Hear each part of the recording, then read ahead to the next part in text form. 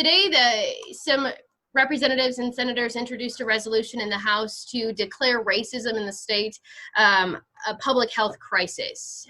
What is your response to that?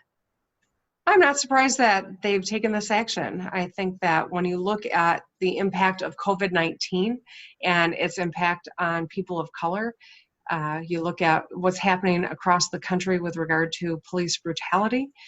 There's no question that we have work to do as a nation. And so, I know that this resolution was sent to committee. I don't know if, it'll get beyond that, but I certainly think that the spirit of it is something that a lot of people are feeling right now.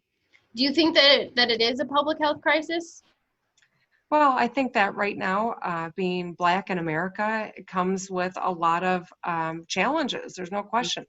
I think that George Floyd's murder that we all saw play out on video has sparked a long overdue conversation in this nation, and access to healthcare, access to great educational opportunities, access to job opportunities and training.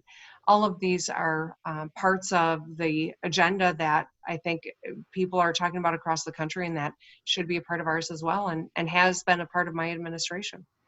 Looking at the conversation right now too, we're hearing a lot about defunding police. Where do you stand on that, and how would that work in Michigan?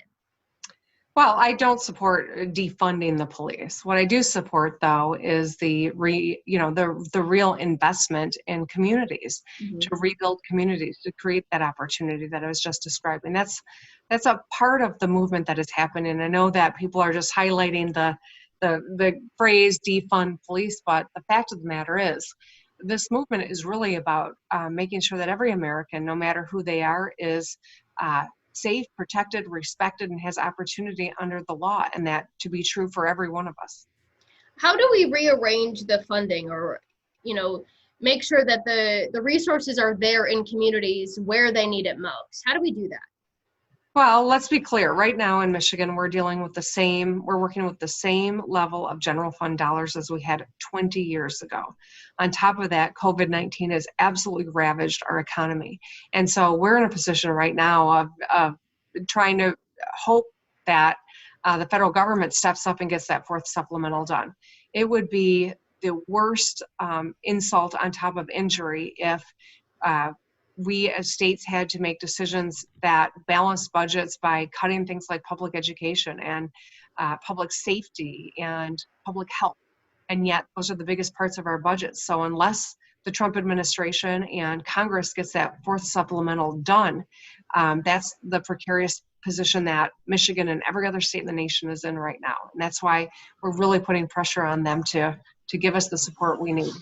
How long are you willing to wait for Congress to act before having to make some tough decisions here and look at state budgets in Michigan before we have our own budget deadline? Well, obviously, we had hoped to have budgets done by July 1st. That's not going to be the case.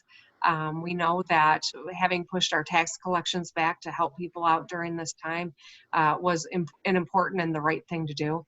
We also know that school districts' calendars are coming to a close here, and they won't know what they're working with. We went through that again before last year.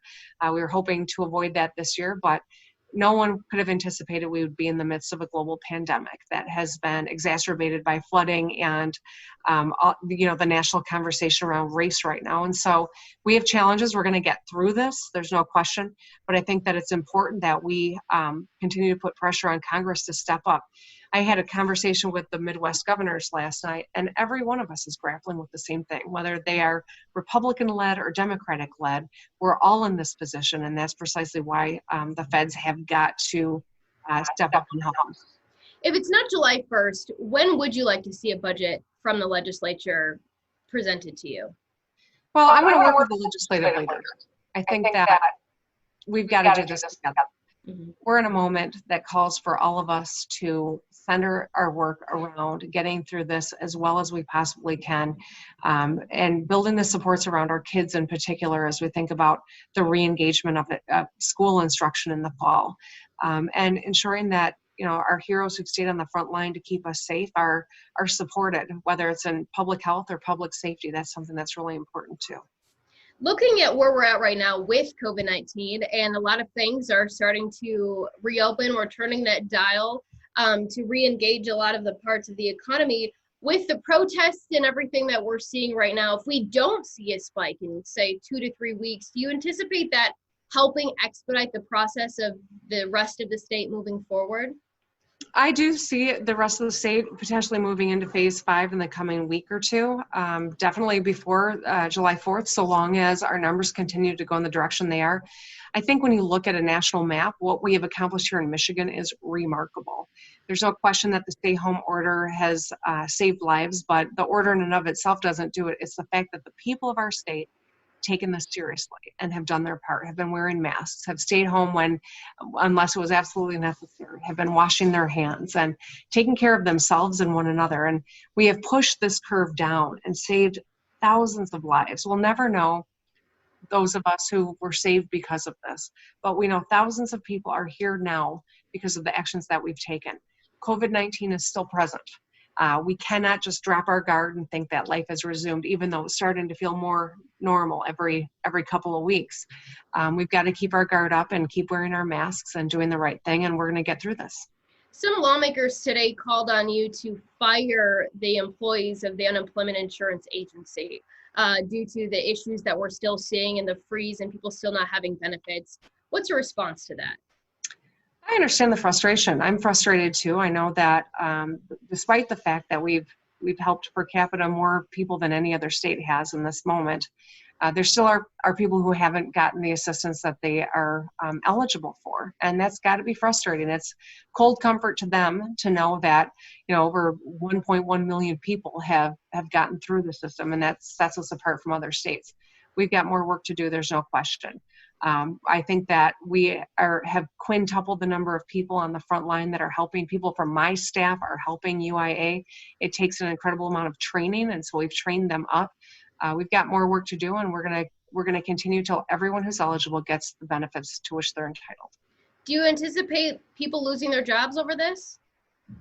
You know what, Mikenzie, I think right now the fact that there's so much politicization of various issues means I can't get distracted. I'm going to stay focused on continually moving in the right direction. That's what we have been doing. It's paying off, and I'm not going to have squabbles with the legislature. I'm just going to keep doing the next right thing and hope that as we get through this, we can resume some bipartisan cooperation on all of these fronts, because I don't think any of this really should be political.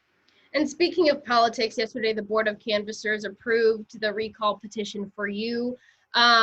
What's your response to people who are frustrated with what they're seeing from their governor? This is not unusual. We've got the unusual part is we're in the midst of a global pandemic with a 500-year flooding event on top of it, with righteous civil unrest playing out across this nation. People have got a lot of strong opinions. I get that. I respect that. The fact of the matter is just about every one of my predecessors has dealt with some sort of a recall attempt. I'm not going to get distracted by the politics involved of a candidate for the legislature trying to recall me. I'm going to stay focused on doing the next right thing, focus on the science, and focused on making sure that people of Michigan are safe, whether they voted for me or not. And Mikenzie, we probably have one more left. Perfect. Last question here. I wanted to go back to the protests and the calls for the civil unrest and the racial tension or calls for change right now. We had another big protest here in Lansing today. Peaceful protest, NAACP youth members came.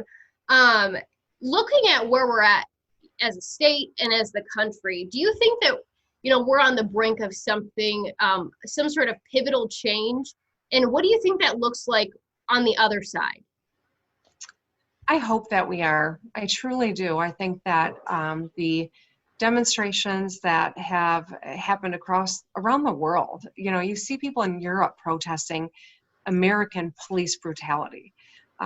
Seeing the horrific murder of George Floyd on film was just, I think, has shaken our nation. We know that he is not the first person to die in that manner.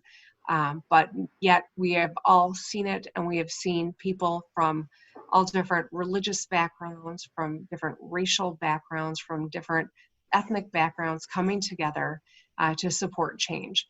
And I think that that's really important. I joined a march in Detroit last week We all wore masks. We didn't hug or handshake or high five like we usually do. We had dispensed a lot of hand sanitizer.